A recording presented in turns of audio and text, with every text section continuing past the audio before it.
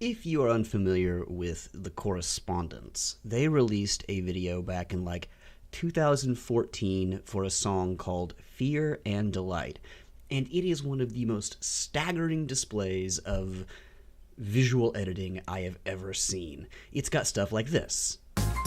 Fear and delight. And this. With a little daring do. And this. Like a beast of fate, and I know the black widow eats its mate. Now, at the same time they released the video, they released a making of video detailing the circular environment in which they filmed all this stuff, as well as the just absurd number of cameras and arrays on which they were affixed to actually create this thing. Now, I've been using this video in classes as like a demo thing for cool stuff you can do for a long time, and because of that I've become slightly obsessed with this video and the techniques therein, and it got me thinking. I don't have a big circular green screen, I don't have these camera arrays, but I can do this, right? How hard can this be to do with a flat green screen and one camera? And as you might have guessed, the answer is hard, like possibly hard, at least for true one-to-one like recreation. But I was able to do this.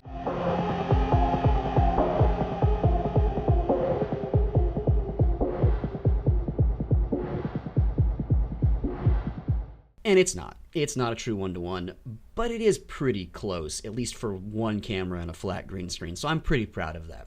That being said, let me show you my one camera flat green screen Fear and Delight in Premiere Pro. Once we get into Premiere Pro, you can see that I have two clips here. One is a close-up that was shot with a wide-angle lens, sort of angled down, and the other is this wide shot. We'll use that as our background. Before we get to that, though, let's get our close-up dealt with. So I'm just going to go ahead and just drag that on the timeline. I'm going to go ahead and move that up to V2. There's no audio associated with this, so I'm going to go ahead and unlink and delete my audio. Now the reason I've moved this up to V2 is because we're going to chroma key this, and whatever's behind it needs to be in V1. So now that I've got this kind of situated, what I'm going to do is I'm going to come to my effect controls, and I'm just going to mask around myself a little bit so that I have less green screen to deal with. This is about as wide as I get, so I'll use the pen tool here, and I will just create a little mask.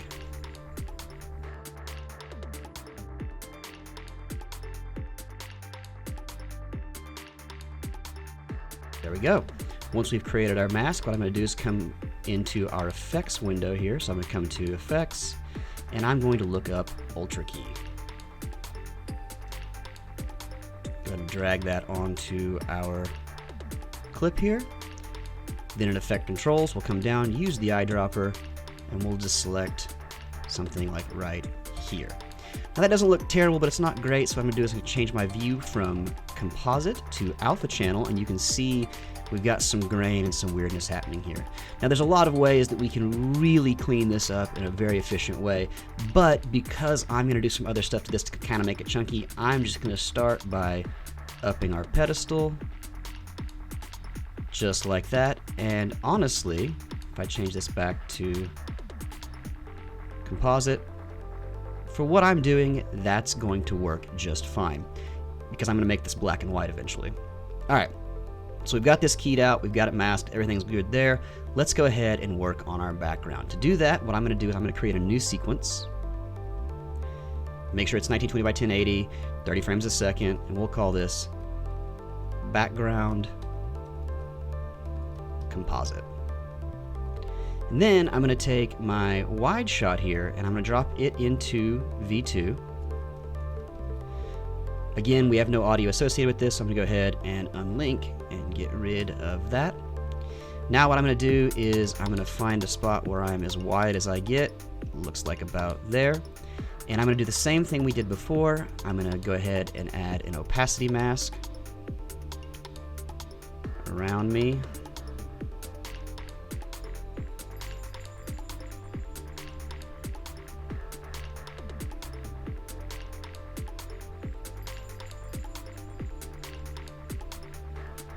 And then we'll come here to effects, we'll get my Ultra Key, and then go ahead and get that set. Again, change this to alpha channel, drop down matte generation,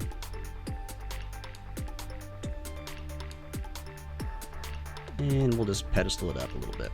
Again, there are better ways to chroma key than crushing it with your pedestal, but for what I'm doing, it's gonna work. Change this back to composite.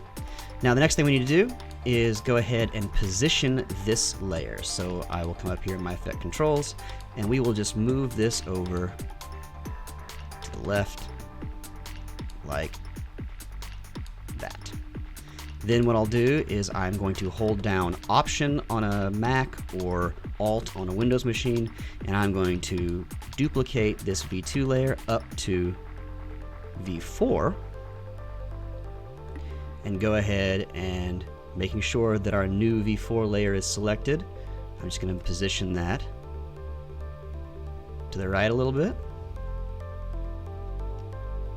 And then we will go ahead and copy this one more time. Again, we want to make sure we're skipping layers here, so this goes into V6. Make sure it's selected, bring it over, and then we'll do the same thing one more time.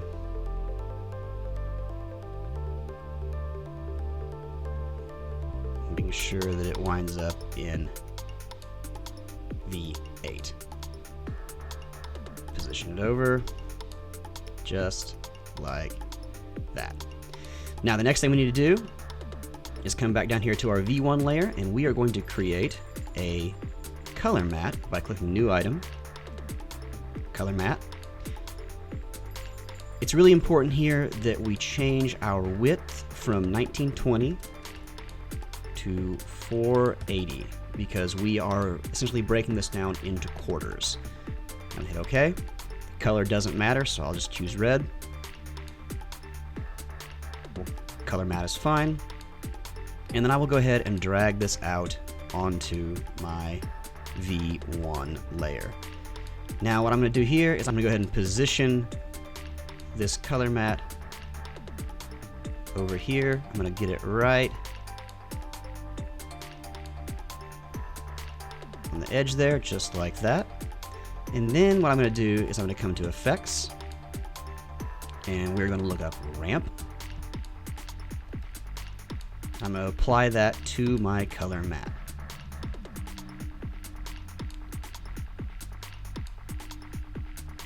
Once I've done that, I'm going to go ahead and change my ramp shape from linear to radial. I'm going to go ahead and take my start of my ramp down, like right behind my shoulders. Take my end of my ramp, bring that in a little bit. Now you could leave this dark to light, but I'm going to change it from light to dark because I just like that better. So I'm going to go gray and then darker gray. So now we have that. I'm going to go ahead and take my end of my ramp in just a little more, something like that. Maybe move it over just a hair. And then I'm going to come up here to my scale of my color matte. I'm going to undo uniform scale, and I'm going to stretch the height of this so that I get that kind of elliptical oblong ramp in the back. Now what I'm going to do is just make sure it's the same length as my clip. Cool. And then once again, I'm just going to Option or Alt. I'm going to copy this on up to V3. Now when I do that, you'll notice that it covers up my first layer here, and that's okay because we are going to position it. Be sure to select it, and we'll just position it over here just like this. I want to make sure that you get it as closely aligned as possible. There are things we may have to fine-tune later, but for right now, we're rocking and rolling. So I'm going to go ahead and move another copy up to V5. Again, just push it on over like that. And one more time up into V6 and move that on over as well. Something like that. All right, now we need to go ahead and take all of this, and we are going to nest this. And we'll call this composite 1. Okay. Come down here, copy our composite by hitting Command C on a Mac or Control C on a Windows machine. Then we come back into our primary sequence. And then I'm going to go ahead and copy this into our V1 layer by hitting Command V on a Mac or Control C on a Windows machine. And now we have this right here, which is fairly interesting, right? I'm going to go ahead with my close-up shot here. I'm going to scale that down just a hair and then drop it down just so that we have a little more room back here. Next thing we want to do is we want to create an adjustment layer again. So I'm in my project here. I'm going to go ahead and come to the new item icon, and I'm going to select adjustment layer. Okay, go ahead and drag that out over my footage here. Make sure it is the same length as my footage. And then we're going to come over here to Lumetri Color. Now, if you don't see this window, you can always find it up here in the Windows bar, but I've already got it here. So under Basic Correction, what I'm going to do is take my saturation all the way down. And then I'm going to take my contrast up. And you can play with this however you want to. I'm going to take my shadows down a little bit and my blacks down a little bit, just so we have that super hyper contrast. And this is why the pedestal didn't really matter as much in this case. Now under vignette, what we're going to do, I'm going to create a pretty substantial vignette here, and I'm going to bring it in a little bit just like that. And I'm doing that just so we have this sort of brighter center space, and you can make it whatever size you want it, but that's going to work for me right there. Now to get that sort of kaleidoscopic rolling background, what we're going to do is we're going to select our composite layer here, and under effects, what we're looking for is offset. I'm going to go ahead and drag that out onto my composite. And then I'm going to scroll down right here, making sure we're at the beginning of our playhead. I'm going to go ahead and see we have offset here. I'm going to turn on our keyframes for Shift Center 2. And then we will just skip to the end. And you want to set this to something like 8,000, somewhere in that range. Basically, the bigger this number becomes,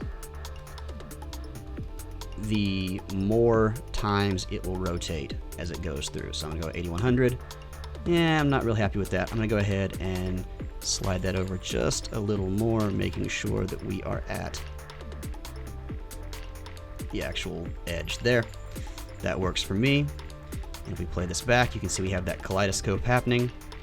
We do have one little error here that I'm noticing, and that is we see this black line here that is coming from our composite. So if I come back in here to this layer, it's going to be our fourth layer, because when it starts, it moves through and it comes over here, right? So I'm going to go ahead and select this color matte right here. I'm going to make it just a little wider, like that. And now if we come back into our primary, what you should see is that black line. It hasn't gone away, but it's better.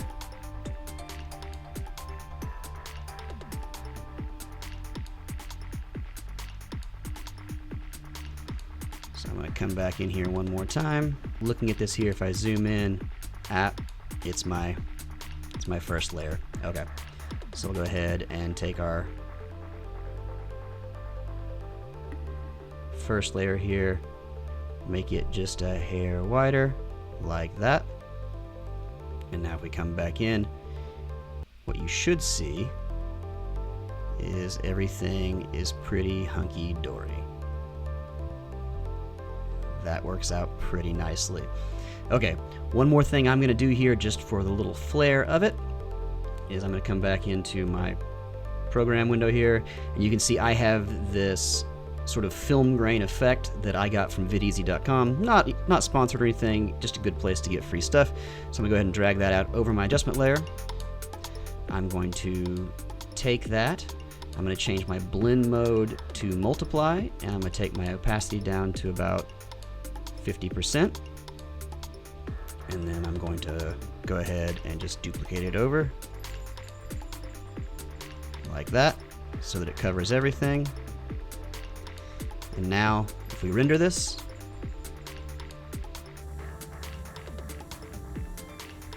we get this creation right here. And that's pretty cool. And there you have my one camera flat green screen bootleg rendition of Fear and Delight.